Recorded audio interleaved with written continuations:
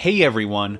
Welcome back to the Uno Amalgam series, the series where I tried to combine every Uno version in the history of ever. Last time we talked about sports, a subject I know very little about, and this time we're talking about even more digital and video game Uno versions. In all seriousness though, I want to say thank you to the Discord server and especially Wario Land GP for their extensive findings and research for these versions. I physically don't have access to a lot of these versions, and I probably wouldn't have even known they existed had it not been for you, the community. Before I sink into the digiverse, I gotta do some clarifying, as well as some eliminating. They really go hand in hand this time. It's clarification time. There are some Uno versions out there that really don't have anything to do with the card game or tabletop gaming in general for that matter.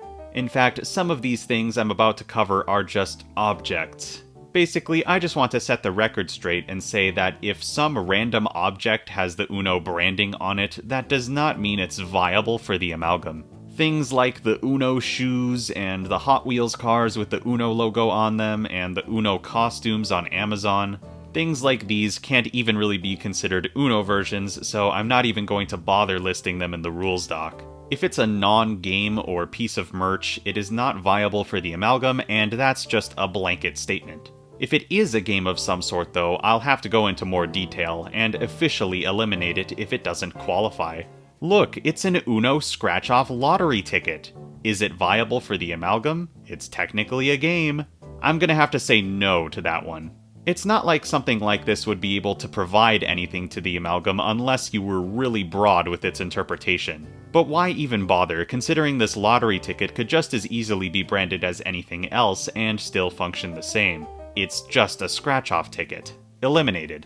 A similar argument can be applied to Uno slots and Uno video slots. A slot machine is a slot machine, and not really even a game in some cases, so those two are eliminated as well.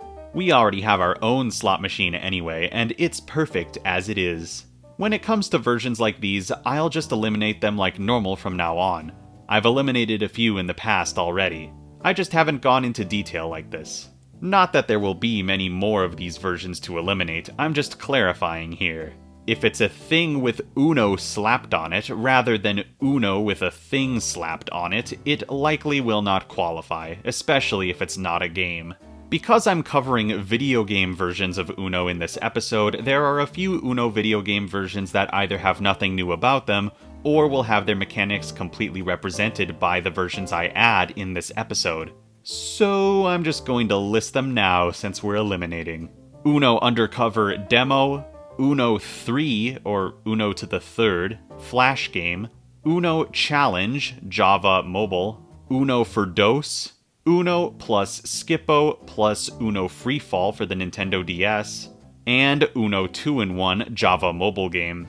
Wow, cool. I love when Uno versions copy Uno versions because I get the sweet satisfaction of slowly dragging my pencil across the names of the eliminated versions, freeing up precious space in my brain and granting me dopamine.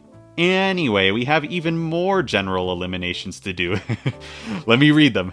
Let me read them, please. Uno Baby Bell, Uno Meligatti Milk Chocolate Egg, Uno Guayaquil, Uno Galapagos, Uno Quito, Uno Cuenca, Uno PS1, Uno Kebhaus, Uno Pocket Rheinfels, Uno Pocket Pre-Zero, the original Uno, 1995, the original Uno Monte Carlo, Uno Florida State University, Uno Arby's Mini Deck, Uno Arby's Kids Meal, Dos Arby's Kids Meal, Uno Manchester United, Uno England National Football, Uno Chelsea Football Club, Uno Attack Refill Deck 2002, Uno Attack Refill Deck 2003, Uno Retro Rainbow Box 2014, Uno Simpsons Special Edition and Magic 8-Ball Gift Set, Uno Super Bowl 58 2023,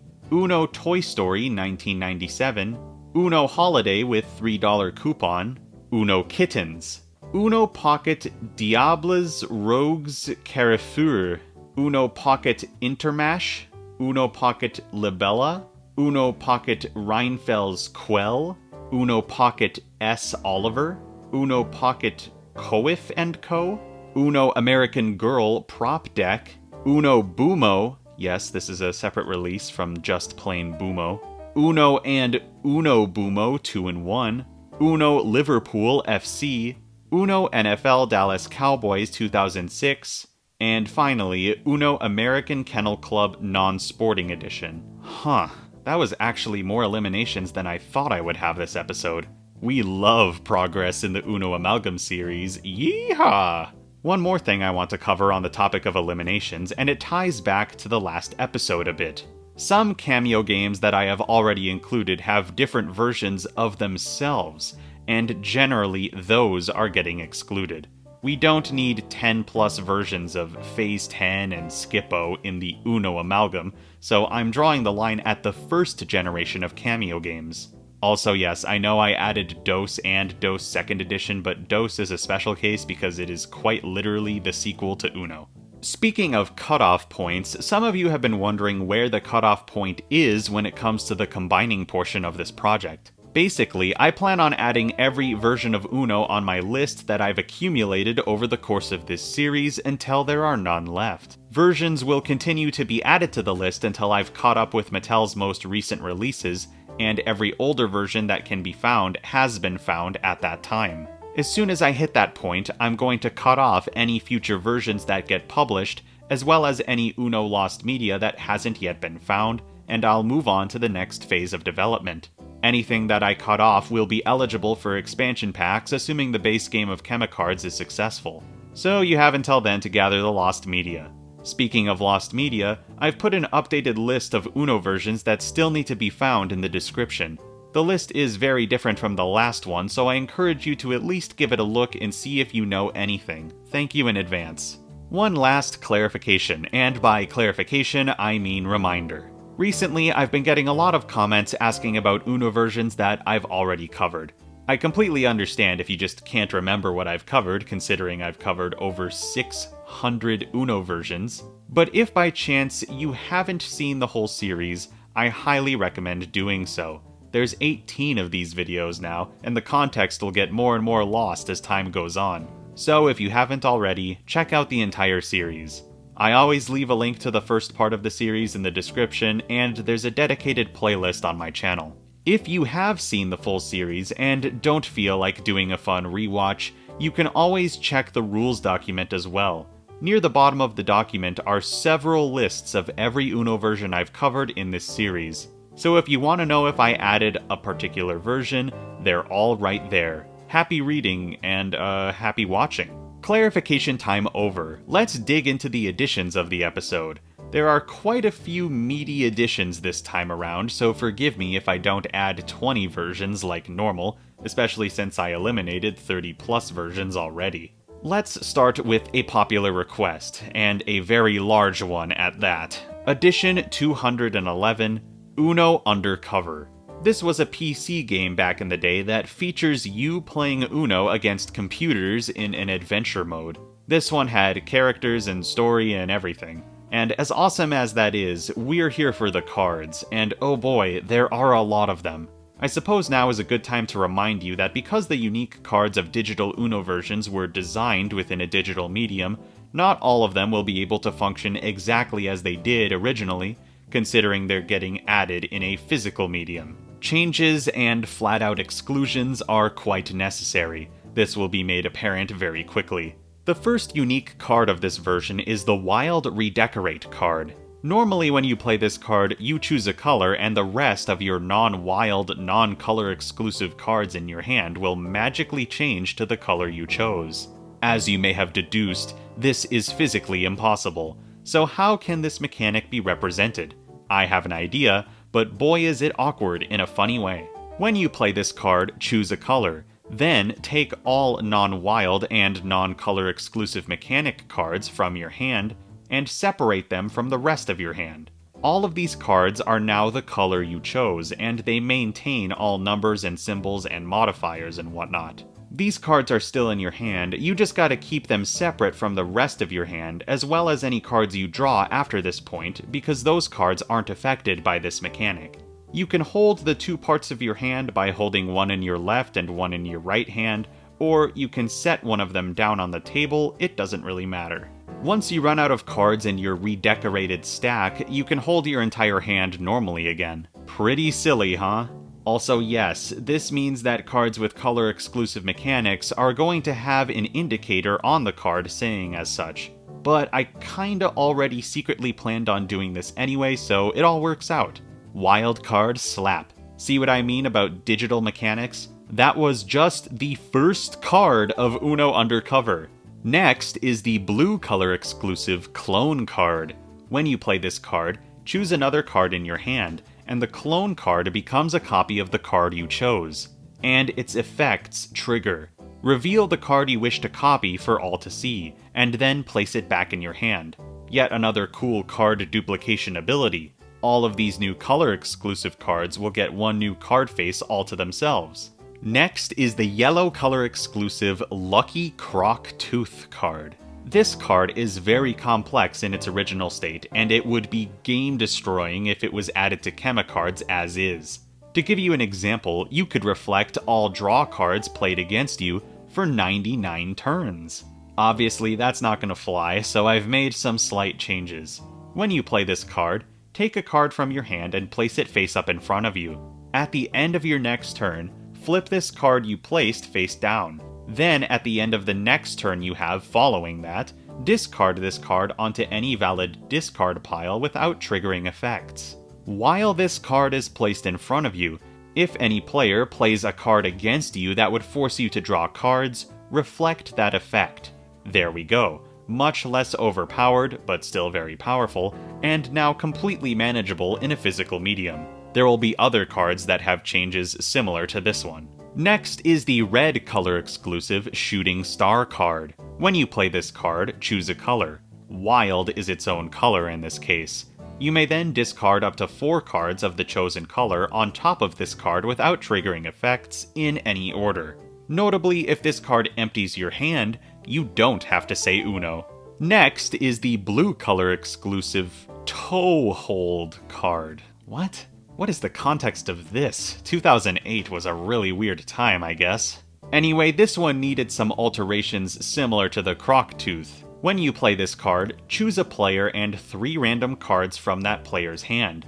Then, take a card from your hand and place it face up in front of you.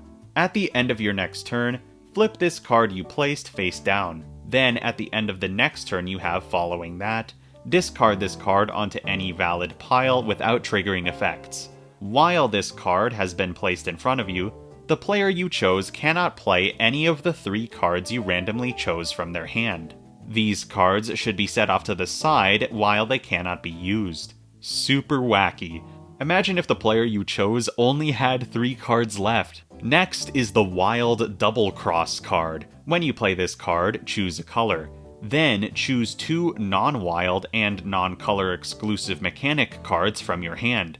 Those 2 cards change to be the color you chose. Similarly to the Redecorate card, these cards should be kept separate from the rest of your hand, so you know which cards you changed the color of. Next is the green color exclusive Highland 2-Step card.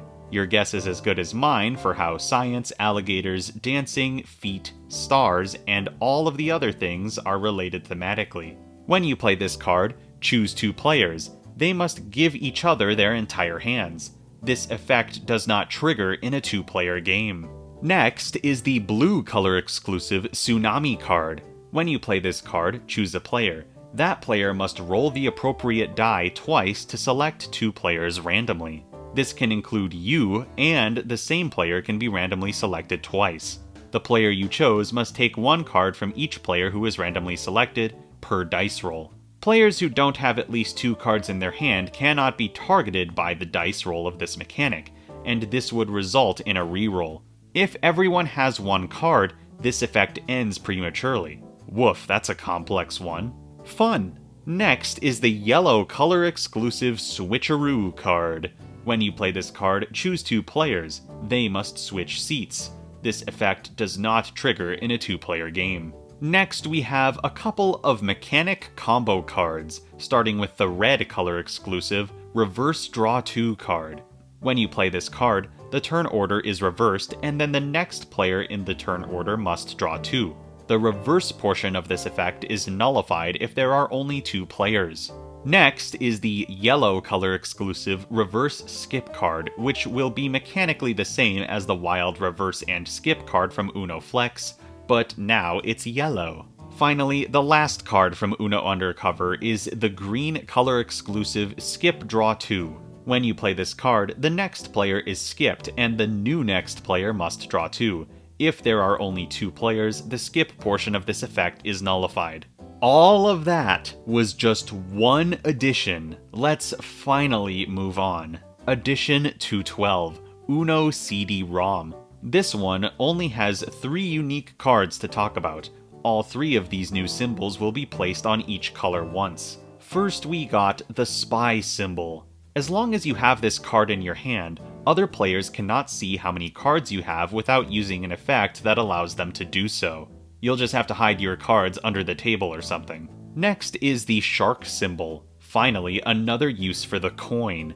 When you play this card, starting with the next player in the turn order, all players must flip the coin once until someone flips tails. The first player to flip tails must draw 4 cards and skip their next turn. Notably, you are not immune to the shark effect if you're the one who played it. Finally, we have the mutant symbol. When you play this card, draw the next card from the draw pile and place it on top of this one without triggering effects. That card is now the current card in play. Up next is Addition 213, Uno Game Boy Color. Once again, we have 3 new mechanics, but this time they're all wild, so they're all getting wild card slaps. First we have the Wild All Draw 2. This is the same as the one I already added, except for this card changes its color to match whatever color it's placed on top of, rather than letting anyone choose its color. Next is the Wild Swap Hands, and once again, the effect is the same as the current Swap Hands modifier, but this card changes its color to match the color it's played on top of. Finally, we have the Wild Boomerang card. When you play this card, it functions as a normal reverse. If the previous player in the turn order played a draw effect on you and you play this card though, the draw effect is reflected right back at them. Notably, this can reflect cards even if the card that player played against you was their final card, meaning you can completely undo their victory. How awesome is that? Defense cards are cherished in this household. Addition 214, Uno plus Skippo 2-game pack Game Boy Advance. This one brings with it some really fun stuff, and I'm not even talking about the cards, although it does have some of those, so I'm going to cover them now. This is the Wild Wild card. Funny, right? When you play this card, search the draw pile for a card of your choice. Then, place the card you chose on top of the Wild Wild card without triggering effects. That card is now the card that's in play. Wild Card Slap. Next is the All Draw 2 card. This is the same as the Wild All Draw 2 card, except instead of being wild, it's getting placed on each color once. Yikes. The final card of this version is the Leader Draw 2 card. When you play this card, all players who share the least amount of cards must draw 2. This is also getting placed on each color once.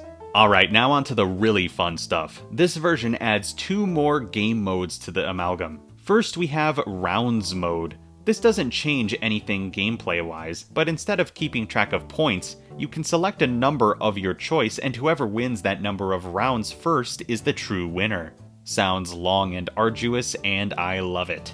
And now for my favorite part of this edition, Survival mode. In Survival mode, all players start the session with a number of points between 100 and 1000, agreed upon by the group. At the end of each round, instead of gaining points from cards like normal, you lose that many points instead. When you run out of points, you're eliminated from the game and cannot participate in future rounds. I don't know about you, but this just sounds really fun to me. And I also just really love giving people more ways to play in general. Replayability rocks. The final thing this version adds is 2 more optional rules. Those being, you can now choose any number between 0 and 5 cards to be the penalty draw for forgetting to say Uno. And before the game starts, you can choose any number between 5 and 15 to be the number of cards people start with. Talk about customization, this is so fun! Edition 215, Uno Freefall Game Boy Advance. There are actually two Uno video games called Uno Freefall, and they're completely different in design, so I'm going over the Game Boy Advance version first. This is a game that is nothing like Uno. It's basically a themed Tetris spin-off. Huge thank you once again to Wario Land GP, who did extensive research on both of these versions and brainstorming ideas on how the mechanics could be implemented. I took your awesome ideas into account when implementing these mechanics. Because Chemicards isn't a Tetris game and doesn't have falling blocks and whatnot, I'll just be using the row of 4 discard piles to represent what a row of blocks would be in Uno Freefall. Instead of adding a special card, I'll be adding a special block, which will then be transformed into a card because this is Chemicards. Anyway, this is the Wild Blockade card. When you draw this card, you must immediately place it on the first discard pile. From that point on, that discard pile can no longer have cards played on it.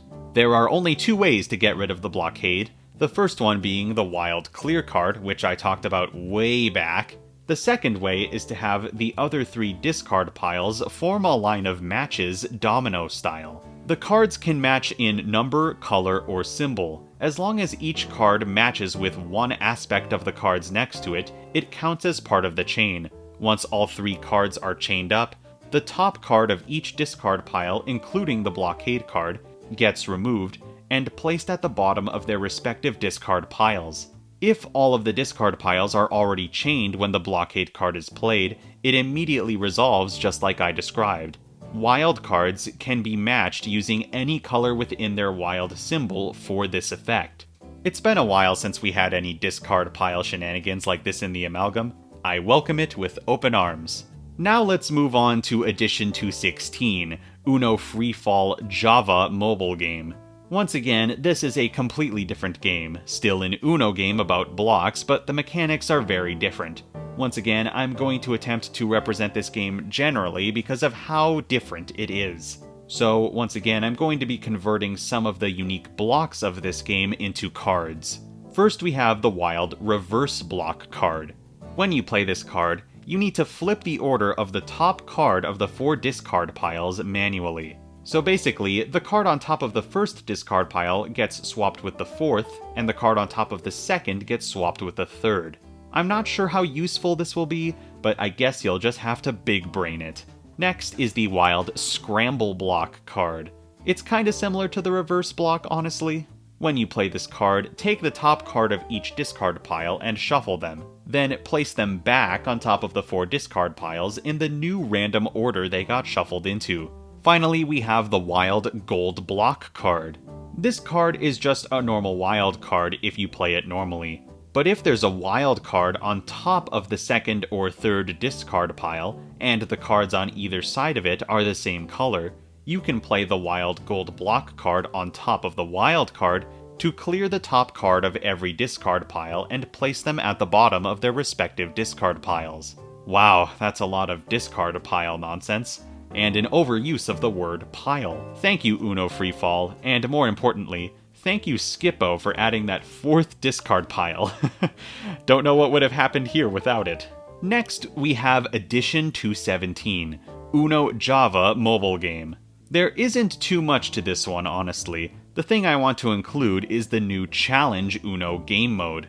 It essentially functions as a reverse survival mode, if that makes sense. In this mode, you choose a certain amount of points, and when a round of the game concludes, players add up the amount of points their own cards are worth. Once a player reaches that designated point value, they're eliminated from all future rounds of the game. Last player standing wins. It's really cool how many options there will be in the final game. If you couldn't tell, I like making games that are nearly infinitely replayable. Also, yes, I'll be covering how points work like I promised so long ago near the end of this series. It'll likely be a really simple system in order to comply with all point-based mechanics. Edition 218, Uno Spin Java mobile game. Don't worry, the spin mechanics have already been included. What would another digital Uno version be without yet another game mode? Man, digital Unos love these things, and I do too. It's much more interesting than adding a single card. This version adds elimination mode. For this mode, before the game begins, players must agree on a certain number of strikes. It can be 3, 4, or 5 strikes. During normal gameplay, if you don't have a valid match to make at the start of your turn, you gain a strike. If you get all 3 strikes, or whichever number you chose, you're eliminated from the game and all future rounds. Strikes are carried over between rounds, and the last player standing wins. I feel like this game mode will be played very differently than the others. Can't wait to playtest these. Edition 219, Uno and Friends Java 2012. This game adds a unique system to Uno called powers. Essentially, powers are special effects that charge up over the course of the game, and automatically trigger when they're fully charged. I'm not going to be adding these unique mechanics in this way though, because not only would it be an extreme hassle to keep track of, but it's also really inconsistent in-game with how they function. Since these powers are displayed as cards anyway, and they have unique effects, I'm just going to add them as color-exclusive cards. First we have the blue color-exclusive Freeze card. When you play this card, all other players must randomly take half of their cards from their hand, rounded down, and set them off to the side. These cards are still in their hand, but none of them can be used for 2 of that player's turns. If you're playing in teams, your teammate is not affected by this effect. Next is the orange color exclusive Flurry card. This card is an all draw 2, but if you're playing in teams, your teammate is immune to this effect. Next is the purple color exclusive Safeguard card. When you play this card, instead of playing it on a discard pile, place it in front of yourself face down. At the start of your next turn, flip this card face up, and at the start of your turn after that, discard this card onto any valid discard pile using your one action. If the start of your turn is skipped, it still counts as if your turn occurred normally, and you must do the corresponding action with this card. While this card is in front of you, you are immune to all draw effects and color-exclusive action cards played against you. While you're protected, you cannot challenge other players' draw cards they play against you, but other players can still force you to draw cards by challenging your plays. Next is the red color-exclusive Sabotage card. When you play this card, the player with the fewest cards draws 4. If multiple players are tied for the fewest card, use the appropriate die to decide who the effect targets. This effect also can't trigger on your teammates if you have any. Finally, we have the green color exclusive Transform card.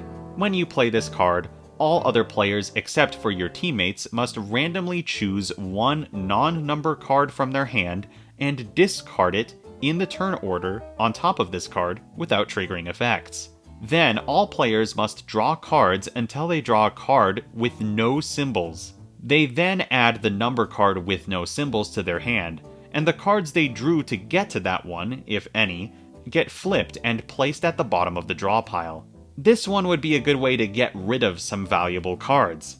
Whew! See what I mean when I say these versions add a lot of content? Just one more for this episode. Edition 220, Uno DirecTV Game Lounge. Huge thanks to Data McSponge for finding the info on this one. This is about as close to lost media as you can get without actually being lost. I remember really early on in the project, someone commented about an Uno Rock'em Sock'em Robots version, and I couldn't find anything like that in the brief bit of research I did, so I just assumed it was either fake or a knockoff. But no, it's real, and it's actually called Uno DirecTV Game Lounge. Unfortunately, this specific DirecTV service was discontinued in 2013, so it's likely nobody will ever be able to play this version of Uno again in its intended form. Thankfully, we can still extract its unique cards. The Game Lounge had 2 Uno modes, one being Classic Uno, which had nothing unique about it really, and Rock'em Sock'em Uno. This is the mode with the 3 new cards. The first of these is the wild Red Rocker card. When you play this card, the Trade Hands mechanic, which I've covered previously, triggers. But this card also has another unique effect, that being only red cards can be played on top of this card. So it's only really a wild in the sense that you can play it on any color. Interesting. Next is the wild Blue Bomber card. When you play this card, you can play another card from your hand. Effects on this card do indeed trigger. Additionally, only blue cards can be played on top of the Blue Bomber card. Finally, we have the wild Rock'em Sock'em Knockout card. When you play this card, the next player in the turn order must skip their next 2 turns. Additionally, only blue and red cards can be played on top of this card. All 3 of these cards are getting wild card slaps. Woof! Who would have thought there were so many more Uno video game versions? And this isn't even all of them. It'll be really funny when I run out of ways to connect Uno versions thematically at the end of this series and just end up jumping around from sports to video games to whatever else is left. But we're not quite there yet. Time for me to throw the usual statistics at you. In this episode, I eliminated 48 versions and I added another 10, meaning I covered 58 total Uno versions in this episode, bringing our total Uno versions represented in the Amalgam to 659. Even though the 650 goal is outdated now, it still feels really satisfying to surpass this milestone. Just think, had I started this project a few years earlier, I may have already been done. About 39 new physical cards were added in this episode, so that means, yes, currently we have surpassed 1,000 cards. We are currently at 1,015. Rejoice! Once again, this likely won't remain the case when I move on to the next phase of the project. This episode also added a whopping 4 new game modes, which is kinda wild, honestly. Not to mention the new optional and house rules scattered here and there. This was a pretty bulky episode for the general rules section of the rules doc. In general. A lot of fun additions this time. Once again, it is thank you time. A special thank you goes to the Amalgamation Donation Club members, and an extra special thank you goes to those of you that donated during the most recent Jackbox Game Night stream. I'll get some of my friends together for some tabletop simulator gaming at some point in the near future. Thank you very much. Golden TGB, Noah Nogler 7611, Elias Stenbach, H2O Wizard 57, Datboy 7347, Rymac 100, Gluebird 2421, Omicromium, Quinton, Zombie, Catherder Cam, Dr. 7, Gigas GMX, Connor Pawner 1, Polar, Sam Shedwick, Skyroll of the Stars, Era, Quartzer, Jamdrop 196, and Splashy Flame. Y'all are so awesome, and as a result of your generous donations, you'll get to see some awesome content in the future. Thank you very much. And now it is once again time to end the video. Subscribe and join the Amalgamates as we get closer and closer to combining every Uno version in the Amalgam. Like the video if you in fact liked the video. Thank you so much for watching, and I'll be back.